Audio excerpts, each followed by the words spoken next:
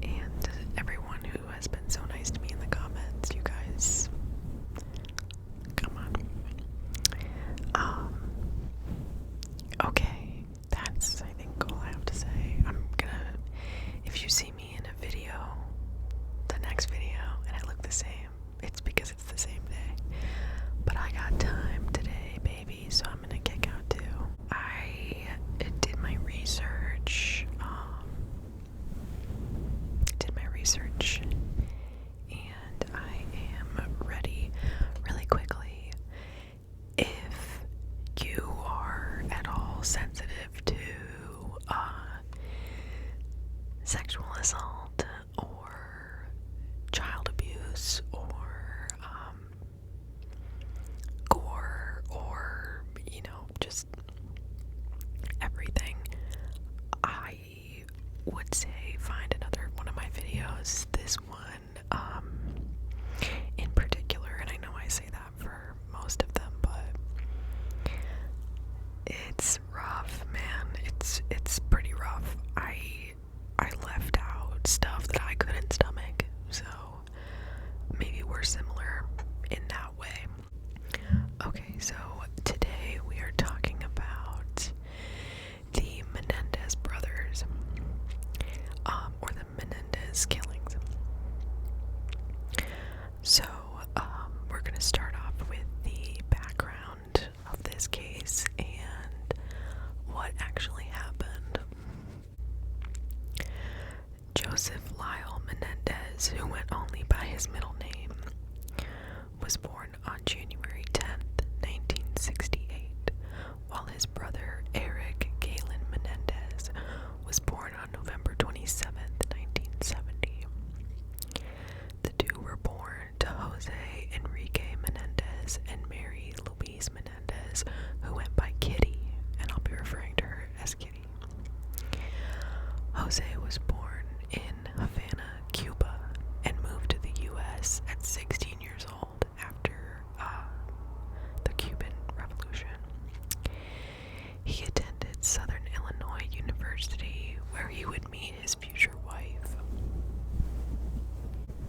Kitty and Jose were married in 1968 and moved to New York City to begin their family.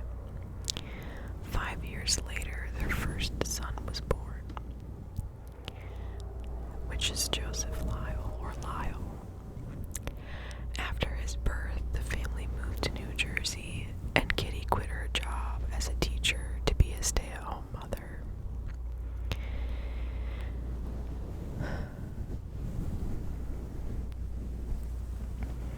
In 1970, Eric was born, and both brothers attended Princeton Day School in Hopewell Township, New Jersey. The family did incredibly well for themselves and had ended up moving to Beverly Hills, California in 1986, where Jose was a corporate executive with, I believe, like a media company.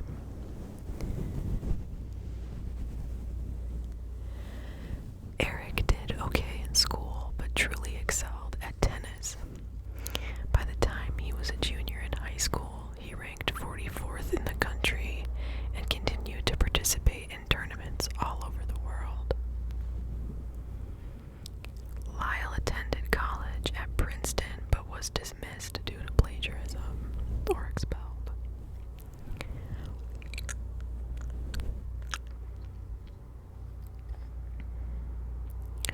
On August 20th, 1989, Kitty and Jose Menendez were shot in the head, neck, thighs, back, etc. by 15 rounds from two 12-gauge shotguns. The police originally believed the killings were a mob hit due to the gore found at the scene. On the night of the 20th, Lyle, 21 at the time, and Eric, 18, told the police that they were leaving to see a movie that night when they had to make a stop at the house for Eric's ID. discovered their parents' bodies and called 911. Upon arrival, Eric was found crying on the front lawn. The 911 call, to me, is very convincing. It is online if you'd like to listen to it. Jose Menendez was worth $14 million at the time of his death, which the brothers then inherited. Within 6 months of his passing, the brothers had spent $700,000. Lyle purchased a Porsche, a Rolex, and a restaurant in New Jersey, while Eric spent money on a Jeep Wrangler, a personal tennis coach, and a rock concert. They also went on vacation in the Caribbean and lots of other places together. A psychologist of the boys recorded their separate confessions to the patricide, but the tape was supposed to stay confidential until the psychologist's mistress took it to the police. So he was a therapist of them when they were younger, and he reached out after he found out that their parents died, and they each confessed he was having an extramarital affair, which was not going well. And one of the nights that the psychologist and his affairee got into a fight, she went to the police and told them what had happened. I don't know if psychologists, because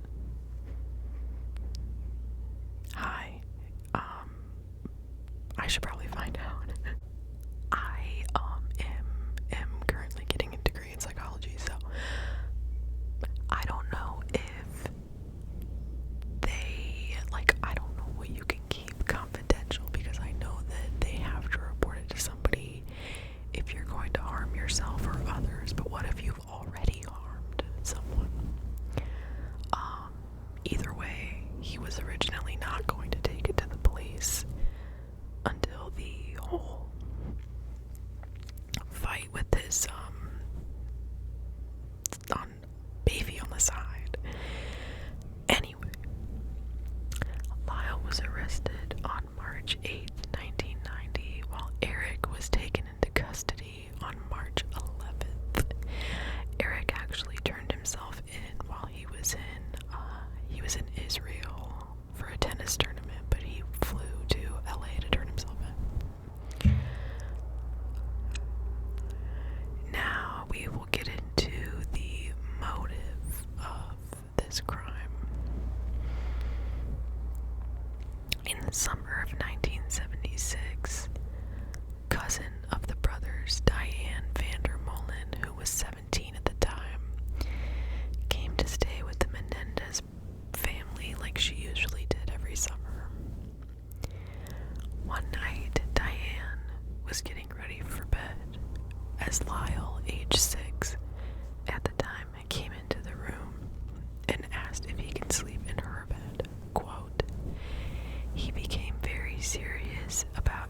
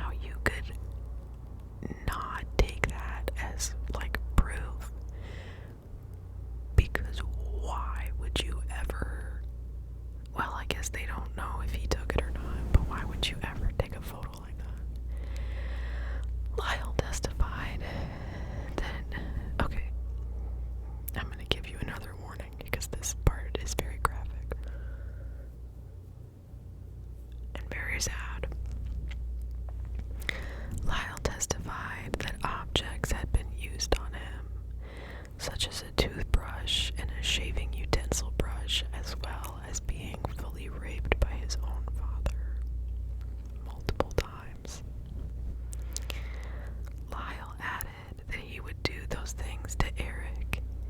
He noted that they would go into the woods and use a toothbrush on Eric. Quote, "I played with him in the same way," unquote.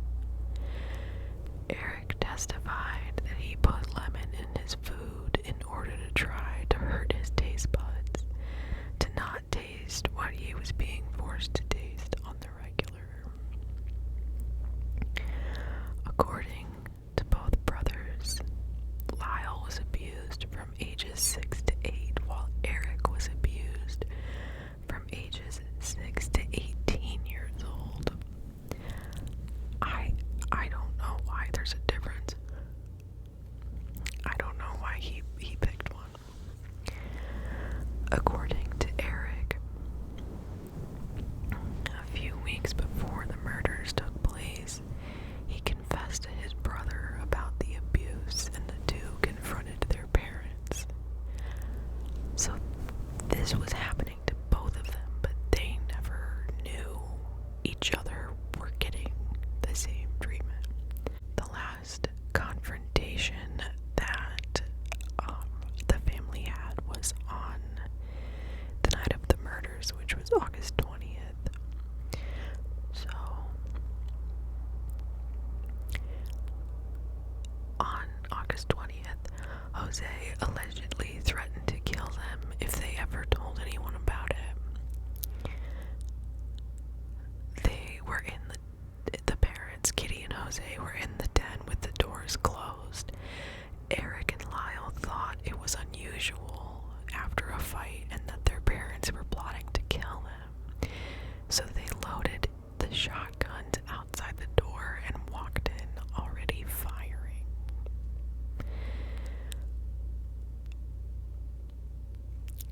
That's what they testified. Okay, that's what they confessed to. And I feel like I would definitely be terrified. Again, I'll finish the trial and then we can talk about my opinion. Okay, so in 1993, the trial began for the Menendez brothers, who were charged with 2 counts of first-degree murder and conspiring to commit murder each. The trial was broadcast on court TV and gripped millions of Americans for weeks on end. The brothers testified their abuse in graphic detail, as mentioned before. These tapes are online to watch, but be warned, it is incredibly disturbing and very, very, very, very sad. This trial concluded in 2 deadlock juries and became a mistrial. The boys were retried and found guilty on both counts and sentenced to 2 consecutive life sentences without the possibility of parole. Lyle and Eric were sent to separate prisons where they remained until 2018.